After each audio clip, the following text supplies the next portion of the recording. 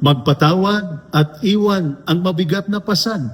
Ito po ang salita ng Diyos, ang ating kabayan. Ngayon po ay Thursday, August 13, 2026, ng ika-11 na linggo sa karaniwang panahon. Sa buhay sundalo, sanay kayong magdala ng mabibigat na gamit, raksak, armas, kagamitan at responsibilidad. Pero mas may mabigat pa kaysa dala ng katawan, ang bigat ng galit, sama ng loob, pride, guilt, at hindi pagpapatawad. Sa unang pagbasa mula sa aklat ni Propeta Ezekiel, chapter 12, verses 1 to 12, inutusan ng Diyos sa Ezekiel na magdala ng bagahe na parang taong ipatatapon.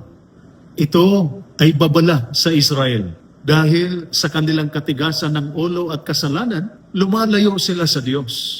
Paalala ito sa atin, kapag hindi tayo nakikinig sa Diyos, nawawala ang kapayapaan, direksyon at kalayaan ng puso. Sa ating Ebanghelyo, mula sa Ebanghelyo ni San Mateo, chapter 18, verse 21 to chapter 19, verse 1, tinanong ni Pedro sa Jesus, ilang beses akong magpapatawad? Sumagot si Jesus, hindi lamang 7 beses, kundi 77 beses. Ibig sabihin, huwag nating gawing limitado ang pagpapatawad dahil hindi rin limitado ang awa ng Diyos sa atin. Ang pagpapatawad ay hindi ibig sabihin na tama ang ginawa sa atin. Hindi rin ito paglimot sa sugat o pagpayag sa mali. Ang pagpapatawad ay ang pagtangging kontrolin ng galit ang puso. Ito ay pag-aalay ng sugat sa Diyos at pagpili ng kapayapaan kaysa paghihiganti. Minsan, ang pinakamabigat na dala ng isang sundalo ay hindi nasa balikat, kundi nasa puso. Kaya ngayong araw, tanungin natin ang ating sarili, ano ang pasanik dapat kong iwan? Sino ang kailangan kong patawarin? Saan ako kailangang manumbalik sa Diyos? Ang pusong puno ng sama ng loob ay mabigat. Ngunit ang pusong marunong magpatawad ay malaya.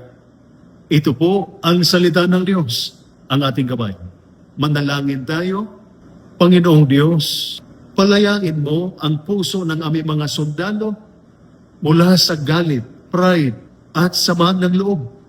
Turuan mo kaming magpatawad tulad ng pagpapatawad mo sa amin. At gabayan mo kami pabalik sa kapayapaan ng iyong pag-ibig. Sa pamamagitan ni Kristo na aming Panginoon.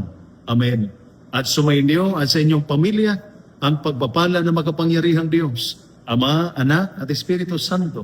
Amen. Santa Maria, Ina ng Diyos, ipanalangin mo kami. San Jose, ipanalangin mo kami. San Miguel Arcangel, ingatan mo kami.